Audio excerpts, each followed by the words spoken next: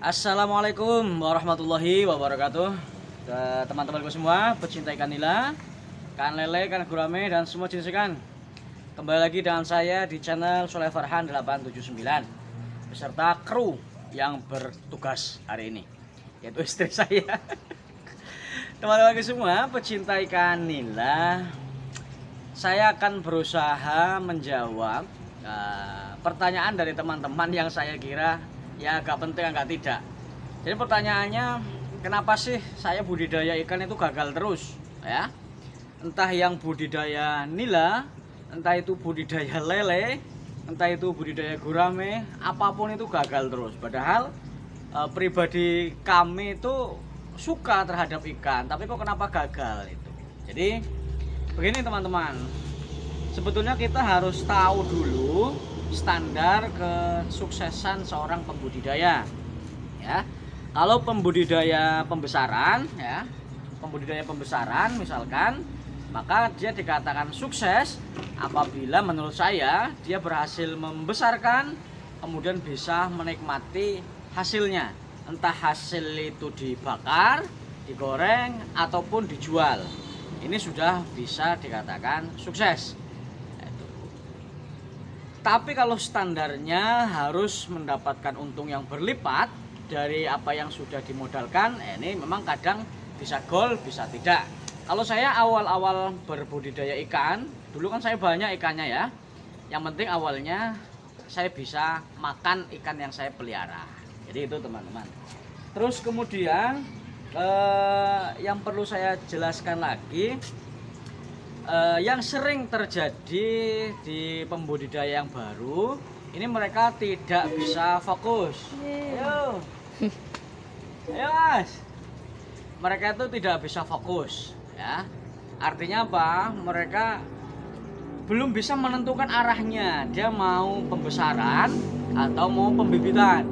Kadang dia sudah mulai misalkan pembesaran, mulai ada 1-2 yang mati di tengah jalan, misalkan nila ukuran 3 jari malah mati, dia berpikir bingung, kemudian berubah lagi menjadi pembibitan, artinya kan tidak fokus. Atau mungkin berubah antara ikan satu dengan ikan kepindah ikan yang lain di kondisi belum memahami betul. Nah, misalkan diawali dari budidaya nila, nila belum jadi belum berhasil, misalkan di tengah jalan ada yang mati menyerah, belum tahu ilmunya, belum tahu tata caranya, masih mentah, mengkal, terus ujuk-ujuk pindah budidaya ikan lain. Ini misalkan lele atau gurame dan seterusnya. Ini juga jadi kendala. Ini juga jadi kendala. Jadi apa yang jawaban saya berikutnya itu adalah fokus dulu. Fokus. Kalau misalkan mau pembibitan, mau pembesaran ya. Misalkan mau nila dulu, lele dulu, gurame dulu. Insya Allah dengan begitu nanti teman-teman akan menemukan ilmunya masing-masing. Tapi kalau menurut saya ya, untuk awal pembudidayaan sambil jalan lah boleh. Kalau awal kita memulai melihara ikan, saya kira bagus, saya sarankan pembesaran dulu. Jadi kita tidak kemana-mana ya, tidak kemana-mana pikirannya. Karena kalau pembesaran biasanya cukup kita ngasih makan, ngasih vitaminnya, dan ngasih obatnya. Berbeda dengan pemijahan. Pemijahan itu lebih dari itu ya.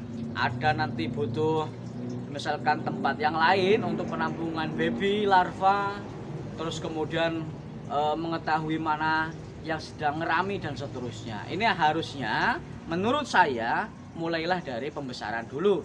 Kalau sudah mantap, sudah mulai paham, baru beranjak ke pemijahan. Itu teman-teman. Lalu yang nomor 3 itu tidak mengetahui takaran diri sendiri. Jadi begitu teman-teman. Misalkan begini. Jadi kadang itu ada orang yang berbudidaya nila ini hanya sekedar hobi, ada yang memang untuk mata pencaharian, dan yang kadang lebih saya kira lebih riskan, lebih harus berhati-hati. Ini modal yang pas-pasan. Jadi gitu teman-teman. Jadi begini, kalau seumpamanya teman-teman ini memang modalnya pas-pasan saja ya, seperti saya juga modal kan pas-pasan ya.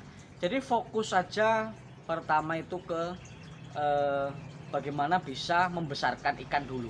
Jangan kepikiran saya harus punya kolam banyak ya, saya harus beli alat ini alat itu nanti saya kira. Jadi yang pertama fokus dulu, belajar bagaimana cara sukses membesarkan sampai panen. Saya kira begitu. Ini kadang di tengah jalan belum merasakan panen sudah langsung nambah kolam sebanyak-banyaknya.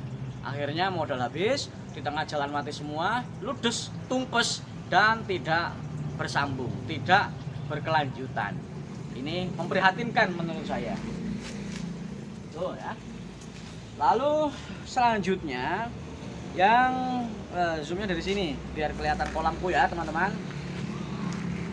Nah selanjutnya yang membuat budidaya ini gagal, ini teman-teman itu tidak memiliki pegangan yang mantep lah, artinya mantep, gampang terombang-ambing dari usulan-usulan banyak orang. Jadi saya kira mulai sekarang kita harus meyakini satu contoh, misalkan teman-teman punya guru, bukan guru ya, kata pembimbing berbudidaya umpamanya, ikut itu saja ikuti. Tapi yang pasti orang yang kita ikuti itu sudah betul-betul bisa, sudah terbukti. Ikuti saja, ikuti apa yang diarahkan, mudah-mudahan kita bisa seperti dia. Jangan, ini misalkan nih kayak contoh biasanya yang sering adalah masalah pakan. Nih, saya juga pernah didebat masalah pakan, gitu ya. Masalah pakan, saya itu kan pakan itu sehari 2 kali ya. Beberapa ada yang 3 kali. Saya ada yang usul seharusnya itu ikan dikasih makan terus, sejam sekali, ada yang 2 jam sekali. Nah saya praktekkan dan gagal. Artinya apa? Artinya kita itu gampang terombang-ambing oleh ide-ide yang kadang belum tentu benarnya. Jadi itu ya teman-teman.